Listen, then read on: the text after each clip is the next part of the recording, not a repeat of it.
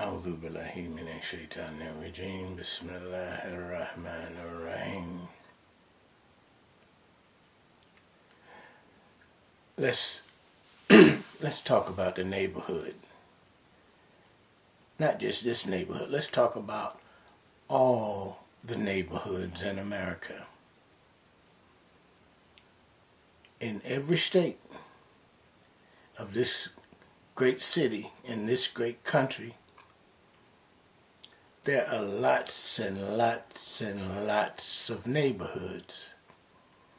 Kansas, Oklahoma, Tennessee, Los Angeles, Kentucky, Washington, New York, Delaware. Every state you go in, there are thousands and thousands of neighborhoods. Now, the reason I mention neighborhoods is because of this. In every neighborhood in America, on every street in America, there's a drug dealer. There's a person who can provide you with a bag of drugs, an ounce of drugs, and a pound of drugs. And the more affluent the neighborhood, the greater the amount of drugs that you can be provided with. So I mention this vast amount of neighborhoods, and each and every neighborhood on every street, there's a drug dealer who can provide you with drugs in every neighborhood in this great country. Every neighborhood. Every neighborhood. So that would have to be a lot of drugs coming in this country now. Think about that. That is a lot of drugs that's coming in this country in order to supply every neighborhood in every state of this great country. Think about that. Think about eggs. Think about how many chicken farms would be necessary to provide every neighborhood with a dozen eggs. Every neighborhood in America. Think about how many chickens you would need to provide every neighborhood, every person in every neighborhood a dozen eggs. Do you know how many chickens that would be and how many eggs would have to be laid in order for every neighborhood in America to get a dozen eggs? So now when we talk about drugs, think about all the neighborhoods in this country. And think about the people who are providing every neighborhood in this country, supplying a drug dealer in every neighborhood, in every state in this country. That would be a lot of drugs. They would almost have to have diplomatic immunity. They would have to be able to get their drugs through the borders of Texas, Arizona, Los Angeles, Minnesota, Oklahoma. They would have to have some kind of immunity for those trucks to pass through to get to their people who are selling and soliciting those drugs in every neighborhood in this country. I mean, literally, you would have to have diplomatic immunity. You would have to have somebody in place whose actions are unfettered. No one can stop them from coming through. It's like the mail. you know, no one stops the mailman. Rain, sleet, hail, or snow. The mail is going to get through. So now, if every drug dealer in this country, in every neighborhood in this country, has got his share of drugs to sell and provide his customers with in whatever state he's in, that is a lot of drugs coming in. And mind you, there are people on the prowl for nuclear bombs being smuggled into this country, for nuclear weapons that people might want to blow us up. There are people that are on the lookout for anything that could do harm to our citizens. There are people in place right now who are on the lookout for anything that anyone can do that might harm the citizens of this great country. Now, with all these drugs coming in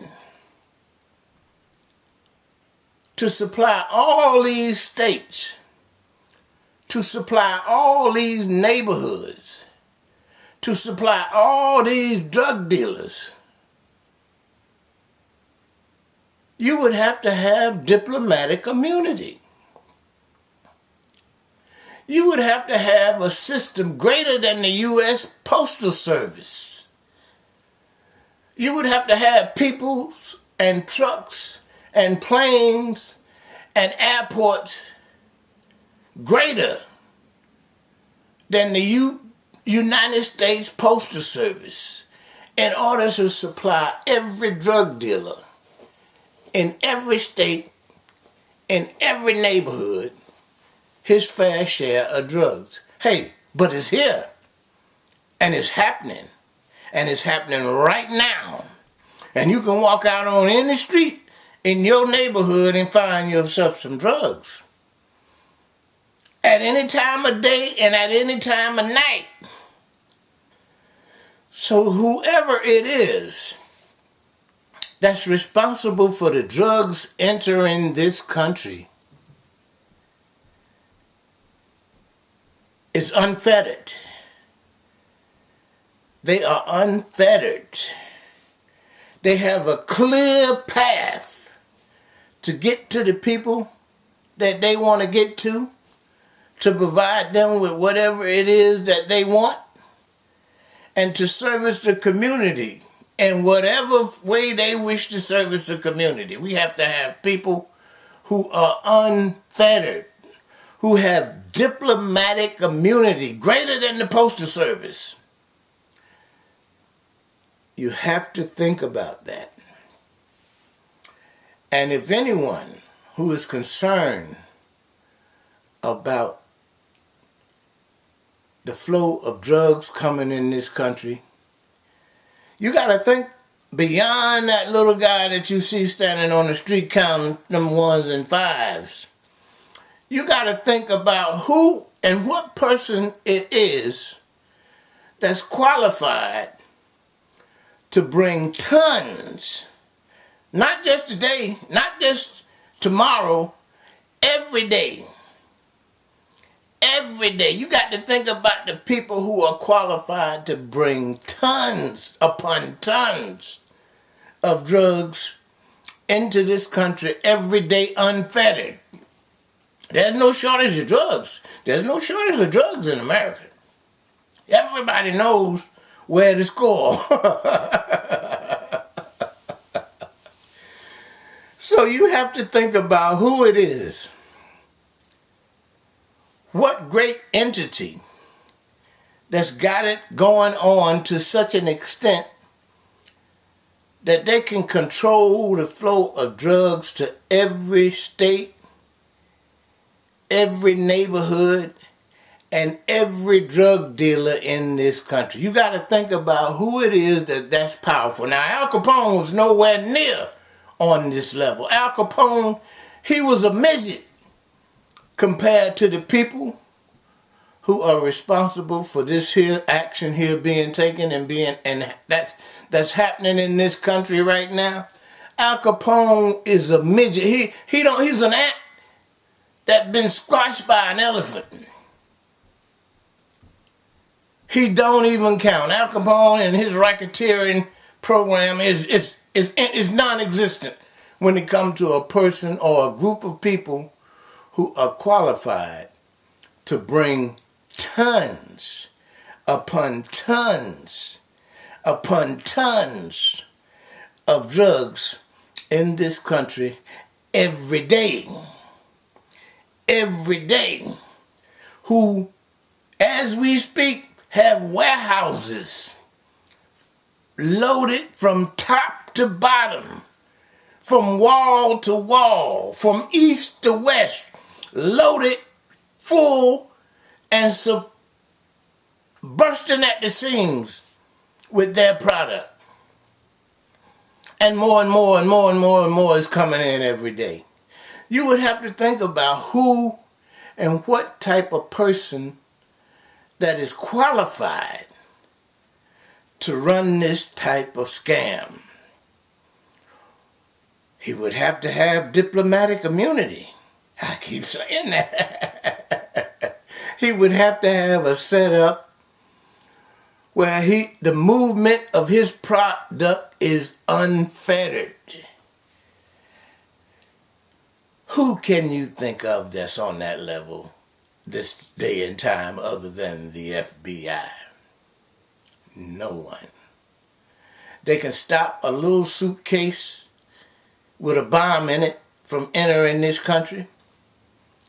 They got scanners and x-rays and all these other scanners and x-rays that scan any, your car, your truck, your tires, you. They got everything they need to prevent anything from entering this country that is not wanted. But yet the flow of drugs, the flow of heroin from Afghanistan is unfettered. The flow of marijuana from all these countries and all these foreign drug dealers is unfettered. No one hears about 10 tons bust of marijuana these days. Why? Because the federal government has chose to it was too much for them to bypass a market that is as lucrative as the drug market. $100 trillion a year? $100 billion a year? It was too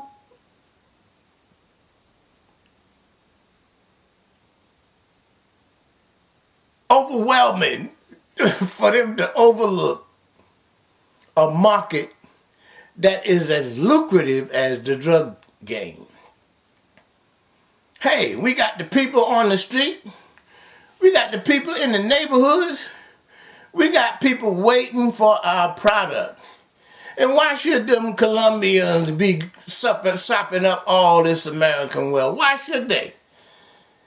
Why should these Bolivians be sopping up all this American wealth? The FBI, when they started to think about the drug game, it was too overwhelming. They could not bypass.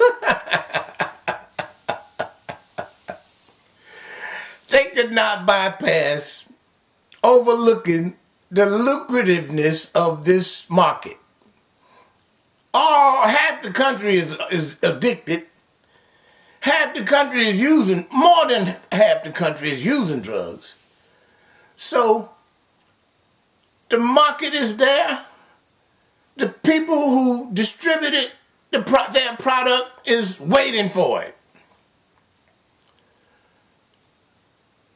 And yet, you don't hear about no major bust these days, no major planes bust full of heroin and full of cocaine and full of opioids and full of marijuana. You don't hear that no more these days. Why?